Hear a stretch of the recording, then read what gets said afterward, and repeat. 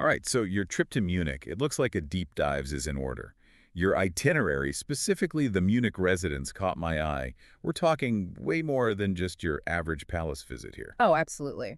When you step into the residence, you're walking into over 700 years of history, all shaped by this one powerful family, the Wittelsbachs. For centuries, this wasn't just a building, it was the powerhouse of Bavaria. Okay, so history is cool and all, but I gotta be honest, dynasty. My mind immediately goes to like crown jewels, those fancy gardens, you Yeah. know. So what's the hook? Why should I care about the Wittelsbachs? Well, for one thing, these rulers weren't your typical castle dwellers. The Wittelsbachs, they were obsessed, seriously obsessed with art and architecture. And get this, each generation, they didn't just inherit the residence, they expanded it, added their own personal touch. Wait, so it's not all one style. That's gotta be like architectural whiplash walking around that place. Exactly. I mean, as their tastes changed, so did the residents.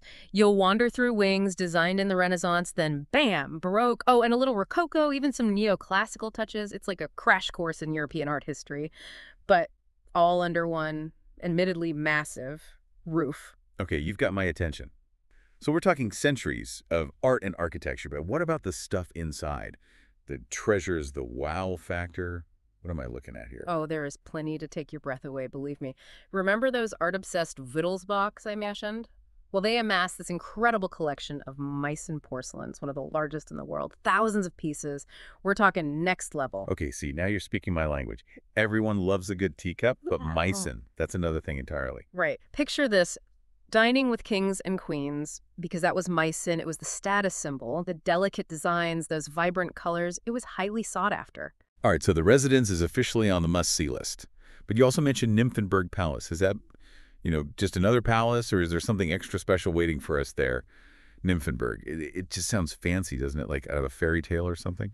Well, it practically is a fairy tale setting, and you're right, there's a strong connection back to the residence. Think of Nymphenburg as the ultimate royal summer retreat. So you have the grandeur and imposing presence of the residence, right? But Nymphenburg, it was all about pleasure and relaxation. Okay, I'm picturing sprawling gardens. Maybe a swan or two, gliding across a lake. Getting warmer. Those gardens at Nymphenburg, legendary, really. But here's where it gets interesting. They're not just beautiful, they're full of surprises. You've got this, incredible cascade fountain. But look closer. Tucked away behind the water are these intricate grottos decorated with sculptures, shells. It's like stumbling into the secret world. Okay, now you're talking my language. Secret gardens, hidden grottos. I am sold.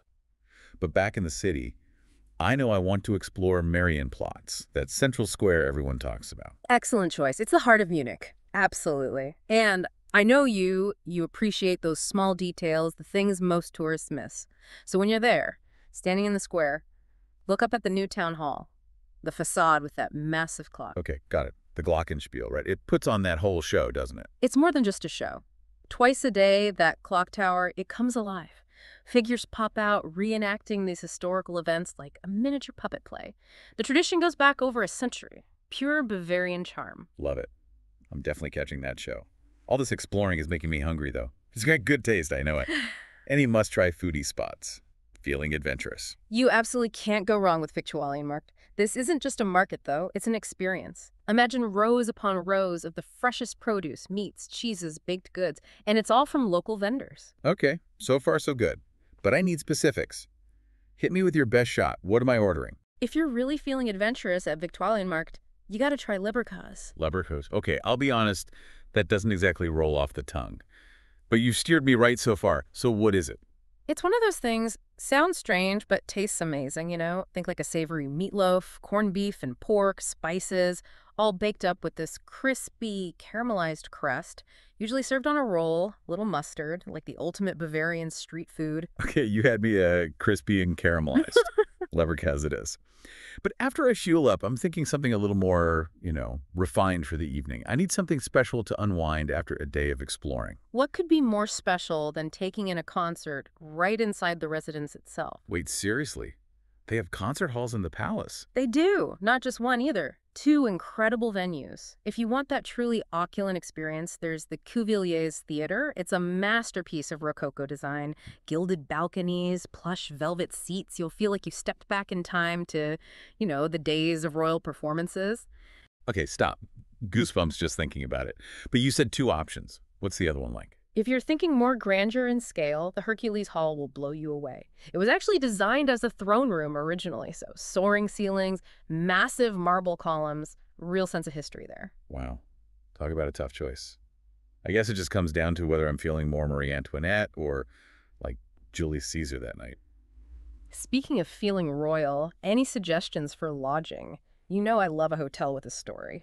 Well, if it's luxury you're after, fit for a king, Yeah. the Mandarin Oriental is tough to beat. Sleek, modern design, incredible city views like you mentioned before, and their rooftop pool. Perfect place Right. to unwind after a long day of soaking up all that history. A rooftop pool with a view. Okay, yeah, that's going on the list. But maybe something a little cozier. A hidden gem tucked away. In that case, you'll love the Hotel Splendid Dolman. It's actually housed in a former mansion, and the history there, just as rich as the residence itself. Think quiet courtyards, antique furniture, real timeless elegance. Oh, I love that. Sounds like the perfect place to, I don't know, escape the city for a bit. Mm. But let's be real, sometimes budget's a factor. Any recommendations for us regular folks who aren't, traveling like royalty? Of course. Don't let the name fool you. Wombat City Hostel is a traveler's haven. They've got everything from private rooms to the dorm-style options. It's got a really fun social atmosphere. And their rooftop bar. Bit of a legend, killer views, even better company. I'm all about finding those local hotspots. Wombat Cities.